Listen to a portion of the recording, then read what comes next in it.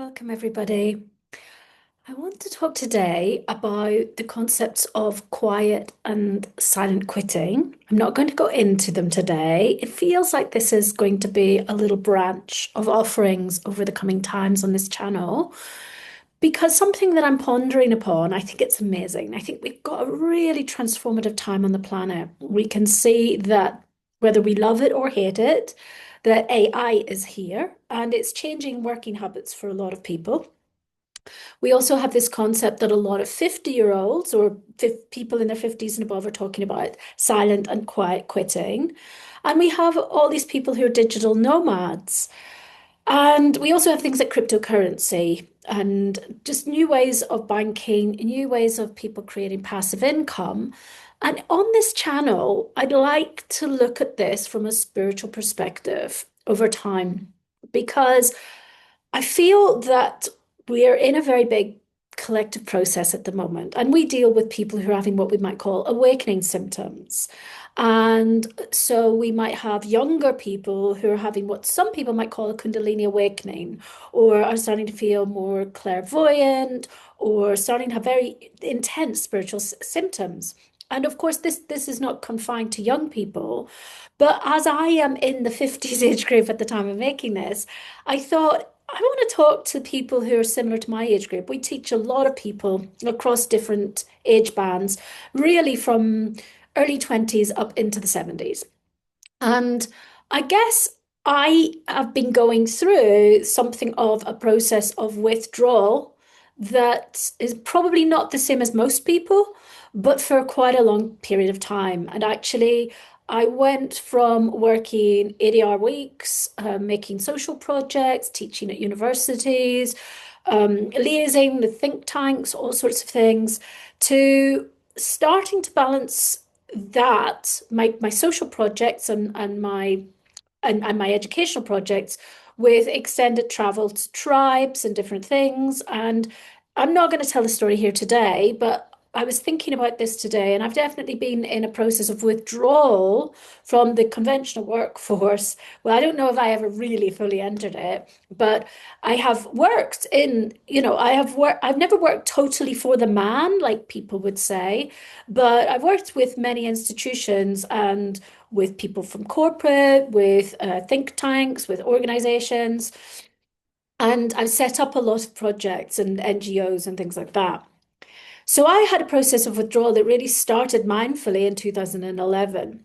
And I feel like there are some things that I've learned from studying with different tribes, from understanding natural law, from studying with lamas from Tibet, many, many spiritual leaders that point to maybe something that's going on with this grand exodus away from the normal workforce or people taking early retirement. And actually, my father took early retirement and he'd worked very hard from he was 16 years old, all in the same job. And we're a different generation. And something very profound is changing on the planet. And I think that what I've learned from people like Khentrul Rinpoche, who is my teacher in the Kalachakra Tantra uh, sort of modality with the Jonang tradition, I learned a lot that was already sitting in my body and my being and my actions, but it really crystallized a lot of things for me about the importance of us really living our life daily in an enriching way. And I think that that's what's happening for a lot of people who are just silently and quietly quitting. It's like something ineffable is rising. And I would like to posit that it's not just like a lifestyle thing that we want to kind of, walk our dog and hang out and have cups of tea with our friends. I think that our age group and anybody has got something to offer. And I think that what we need to start to do, if we want to really maximize this life, is to look at this and to look at this as we might see it as an existential, spiritual rite of passage that people are in. Because we all have something within us that is our deepest, most fulfilling part of life. And I think that what happens when we're kicking back from the constraints of what's very much a changing political and community and all sorts of level society is that there has to be that kind of kickback. And with any sort of relationship, we have a kind of ending or transition phase. We take distance, we gain perspective, and then we transition into what the new chapter is. So looking at what's happening for people, it's a very exciting time. And I think that we don't want to sell ourselves short to the higher outcomes of that. And that's why spirituality, and I don't mean religion, but people who are religious will have the same affinity to some of these topics. It's like people are seeking more. And a lot of people are talking about a lot of people who are in their 20s to 30s are starting to find religion. And I think that we're in this chaotic society where we're bombarded by stimuli and information. And so our age group was one of the first that was in the digital and information age. And I mean, we're becoming the Betamaxes, but we were one of those first generations who were starting to experience in our body and a being that bombardment with data and information. And we're the Betamaxes. So now young people have it coming from every possible angle. And so these things all, when we ever look at something that starts to feel negative in the body or whatever, we may start to realize that actually it's bringing about some great transformation. So the fact that many people's bodies and beings are taking them out of the conventional workforce and to grapple with these new concepts of being a silent or quiet quitter and why this is happening and why people are starting to say, I choose to have free will. I want to live an enriching life. And that's going to be different for everybody. But I feel that by helping people to understand some of the spiritual principles, that a person who's withdrawing from certain parts of society may be undergoing, that it can help you because we have, as I've said, a really transformative situation right now as I make this. A lot of political change, a lot of unrest, a lot of fear of the other. And that it may be that your biggest life's work is about to come. And it may be about working smarter, not harder. But one thing I want to say, and I'm going to be also not just looking at this spiritually, but I'm going to look at health benefits of certain things, principles that we may see successfully applied in native settings, in indigenous settings. One thing we can see in the West, where we maybe have an aging population, is that we seem to have quite a lot of dementia and Alzheimer's and things like this. And when I travel to indigenous tribes or developing countries, people don't have time for that, okay? And they don't have old people's homes. They don't have that sort of stuff. And so, what I want to posit here is that we do not want the mind to decline. We do not want to be so vacuous that we have nothing to kind of live for. There's a certain amount of extending ourselves away from the system that we maybe were embroiled in. And then there's that point in time where we need to start to find the true essence of what we really are. People used to say life starts, life begins at 40.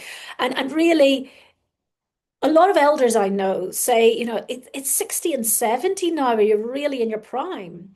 And there have been studies done in the US at the happiest and most productive ages now. And I think it's 60, then 70, then 50, those decades, okay? So if you're around 50 or whatever age you are, it doesn't really matter. I really want to share and talk with you about what is going on for us and what is it that maybe we're being called to do because we've all got these amazing transferable skills. There was a reason, even if we realize we hate it now, there's probably a reason why we were in something. And then COVID came, and I think it was a big catalyst for a lot of people. So just plopping this in the arena now, I have lots of ideas about content, and I'd really like to start a dialogue because I feel that I'll give you an example. Like, we teach a lot of people who are coming into different sorts of spiritual awakening, who are maybe working with some sort of therapeutic modalities or readings or certain levels of coaching, all of this thing. And I'm not a well-being person. My dharma, as we might call it, is more about helping people to understand we are a spiritual being having a human experience. And to really have a really enriched life in that. And I'm lucky that I kind of migrated 15 years ago from being in city life all the time. And I have probably yeah, I've got a lot of hallmarks of a content life, and I feel very content when I wake up. And I've gone from the chaos mode to chasing my tail and never having enough time and not doing the things that were really enriching, to those being the first things I do every day and actually being the emphasis of my work. And that I spend my time in, right now I'm in the Himalayas. Probably the next time I speak to you, will be in Tuscany. And I live very frugally, but I've managed to become self-sufficient and in my own flow. And I can feel how it benefits my health and things like that. So as well, I will talk a little bit about concepts of like menopause and how we can manage that effectively and how we can use that as a rite of passage to actually find our true timing. And this is something I've written a book about, is some of these molds that we're coming out of, which are the kind of false patriarchalized time. And this is when I talk about patriarchy, I mean outmoded systems that are just a bit too much. They're a little bit too territorial, they're a bit too fast, a bit too excessive. And COVID time really started to snap that for people. They started to feel like I can't go into work anymore, and they couldn't go into work anymore. Then they started to realize that that was actually working really well. And I think that that was part of the beginning of the exodus of the silent and quiet quitters to a larger degree.